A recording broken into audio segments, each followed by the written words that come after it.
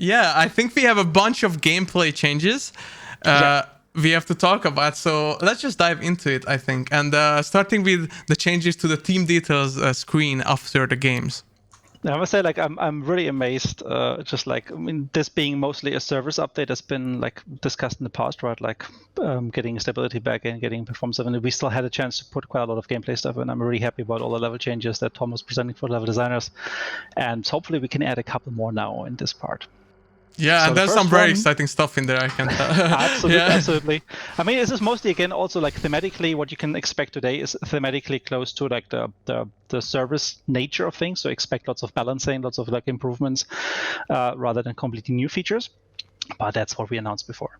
So let's first talk about the team details changes. So just to recap, the team details, that's the screen that you can access at the end of a match to kind of see what team constellations have been in that last match of yours, like what's the MMR ratings, or was it a fair match or not, all of the information that you can kind of like take from that screen.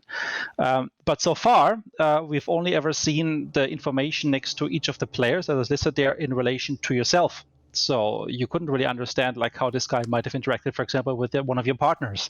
And that's what we're adding to the screen now to give you a better full picture or closer to a full picture of what was happening during the round in order to maybe draw conclusions and kind of replay the round a little bit in your head and see like, okay, was this guy I had problems with, or was this that guy that killed me? So you can kind of like see the missing pieces. And this also introduced some new color for this, so people can understand exactly what you said. So how it relates to your partner, how it relates to you, and everything is color coded now. And actually, Dennis prepared a really, really cool scenario, which we'll go through in a second. Really cool. I mean, yeah, it's like a very specific gameplay scenario, and then after game detail screen, and we'll be able to explain everything on that. So thank you for preparing that, Dennis, as well. So like we thought that maybe it's just better to quickly run through an actual example. We'll have a look at it in a second. Then part of that will also be that we now have timestamps on the different actions, so you can kind of like better remember. Okay, was this at minute 13? Was it minute 45? Like you will know from that by looking at the timestamps, which will appear if you just hover over each of these items. It will be really cool. Like you can kind of recap the whole game in your head that way and see what happened when exactly. But let's look at our. I forgot the very important icon. Yeah, the last one is we also added one. So we had one already for bounty possession in there, like so you could see which player had a bounty in the position, but you didn't know whether they actually made it out or not. That's a difference we've now added as well, so you can see who actually took the bounty out in case you were still in the match when that happened, obviously, because everything in that list is only to the point you leave the session yourself. But it can help you differentiate a little bit who was the team that extracted and who was the team that maybe had the bounty but then lost it along the way. Sounds awesome. So yeah, let's look at our scenario, our example that you created. Exactly. So bear with me on this one for a bit, obviously. So we have an example here. This is like a contract with two bosses. In that contract, you've had one duo, players A and B, a solo, player C, and another solo, player D. Now, what happened? So A and B, the duo, they killed the bosses and took the bounty. So they run around with 4 bounty tokens. Now B of that team is being sniped by D, but gets revived without further interaction. So like long range shot, maybe guys being revived, they move away. The other guy, the sniper B, cannot follow them. No further interactions between the two teams. However, on the way out, C also ambushes A and B, kills them and takes 2 of the tokens. Keep in mind, with 2 bosses, 4 tokens. As a solo, he can only bring 2 tokens out of the mission, so obviously he takes what he can get, leaving some behind. Then C leaves the mission, basically taking the bounty home without encountering D. So it's a very, very basic, a very, very straightforward scenario. And let's have a look at what this would look like afterwards in the team details. And the question is what happened to X? Exactly. And how many apples he had. Yeah.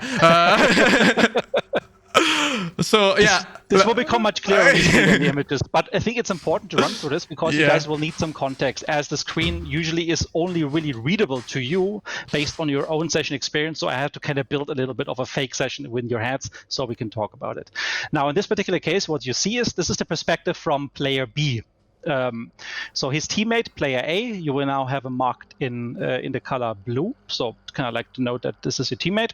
And this is also relevant because on the right-hand side, you see how icons with a blue background are now basically from the perspective of your teammate. So what happened in this particular scenario here is that player B got killed by player D. So that was the sniper in the beginning. He was then picked up, probably like a Red Skull revive of some sort. He might have died to AI before. We don't know that from the screen. And then later on, he was also downed and then killed by player C, who then took the bounty, it seems, because he extracted with 2 bounty tokens, player C that is. So again, you now have a better understanding that like this guy here actually downed your partner. He killed you. There might have been some revives going on there. And he then took the bounty and left. So just gives you a bit more detail, gives you a bit more context. And we're going to look at this now from different angles as well.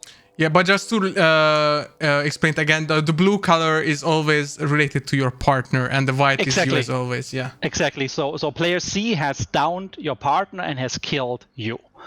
So what else transpired there, we don't know, but that's the key information. Now we look at this from the perspective of player C, that's the killer, like the one that ambushed. So he sees basically the duo, and he sees that he killed one of the duos. So this is a new variant of the skull icon. You see a little headshot icon, little bullet impact on the top there. So whenever it's affected that player that you see in the list, then it is with a little skull. It can be blue if it was a teammate, for example, or it can be white if it was you. The same for the deaf one you see right underneath that.